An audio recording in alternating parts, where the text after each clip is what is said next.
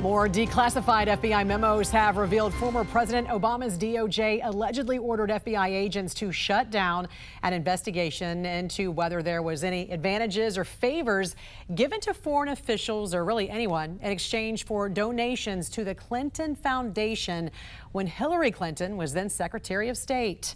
President of the Government Accountability Institute and New York Times bestselling author Peter Schweizer has spent years investigating America's top elected leaders and the money trail it often follows. His 2015 book titled Clinton Cash, The Untold Story of How and Why Foreign Governments and Businesses Helped Make Bill and Hillary Rich, looked into any alleged connections between the Clinton Foundation donors and Hillary Clinton's work at the State Department. And Peter joins us this morning with more on this. Great to see you. And I want to revisit that book. But first, I got to talk to you about this memo from 2016 that we finally saw, that was finally declassified.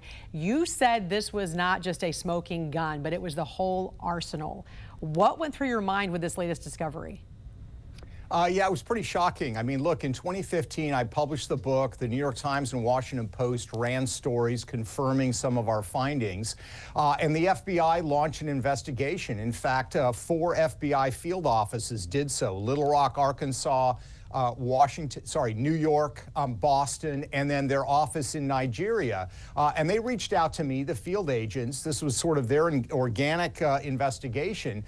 And then the investigation just stopped in 2016. And I didn't really know why. I was on the outside looking in. So this memo shows specifically that the book is what triggered the investigation. The field offices were making progress. And then HQ, Sally Yates in particular, said, shut it down. We're not going to investigate this. Now, here's what we do know that has been disclosed by the Clintons themselves. When Bill Clinton ended his presidency in 2000, we know they owed millions in legal fees. Hillary Clinton, in an interview, told Diane Sawyer, "We came out of the White House not only dead broke, but in debt." In the years that followed, Peter, until 2014, they earned more than $230 million. Where did this money come from? Yeah, a lot of it came from overseas. It came from foreign governments. It came from foreign oligarchs.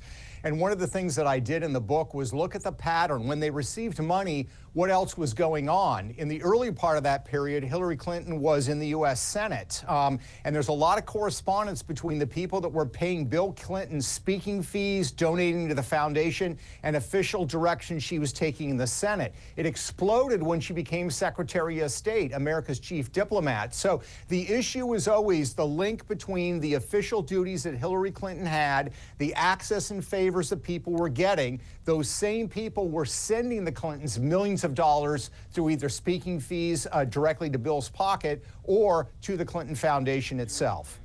And, you know, you talked about your book focusing on these donations from these foreign governments, foreign entities. The big question, was there any quid pro quo?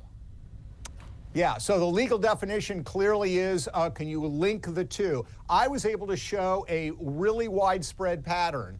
What the FBI, I think, was trying to do was establish the quid pro quo, because, of course, I don't have subpoena power. I don't have the ability to question people. That's what they were looking into. And we know that the Nigeria office, this has been now since reported by the Wall Street Journal, the Nigeria office had phone-tapped interviews with Nigerian officials saying that they had donated to the Clinton Foundation and they were getting favors in return. So they were making progress, moving towards quid pro quo and further evidence, but of course the investigation was shut down. I got to tell you about a Forbes article I pulled up this morning from 2015 stating, quote, "Since Bill and Hillary Clinton left the White House in 2001, they've earned more than $230 million, but in federal filings, the Clintons claim they are worth somewhere between $11 million and $53 million.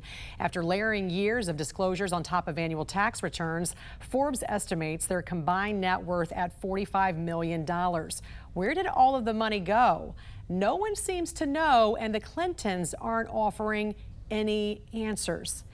And I think the reason why this is like such a stark question at this point is because there was no further investigations into this. What's your thoughts about this? Yeah, no, I think you're exactly right. And this is one of the frustrations people have about are elected officials held into account? And I think in the particular case of the Clintons, they started this pattern of what I call globalized corruption. I mean, we've had corruption throughout American political history. The Clintons were the first ones to take it global, to take money from Russian oligarchs, from Russian government officials, from Ukrainians, from Chinese. These are people that want favors from powerful American officials. They're very corrupt political systems, and that makes it more daunting and more challenging. It also makes it easier for American elected officials to hide money, potentially in overseas bank accounts, et cetera. So we've got to get a handle on this globalized corruption. It's a bipartisan problem. I think the Clintons were the ones that really kicked it off on a massive scale. Do you think this is going to open this investigation wide open now that we've seen this declassified memo from the FBI? I sure hope they are. I mean, one of the challenges, and of course I always say I'm not a lawyer, is that there are the statute of limitations. So if they committed a crime in 2014, it may have extended past the statute of limitations. That's why the FBI investigation at the time was so important, because if they'd found the evidence, they could certainly prosecute then. All right, we will follow it with you. President of the Government Accountability Institute and New York Times bestselling author Peter Schweizer, thanks for your time and for joining us this morning. I appreciate it. Thanks, Jan.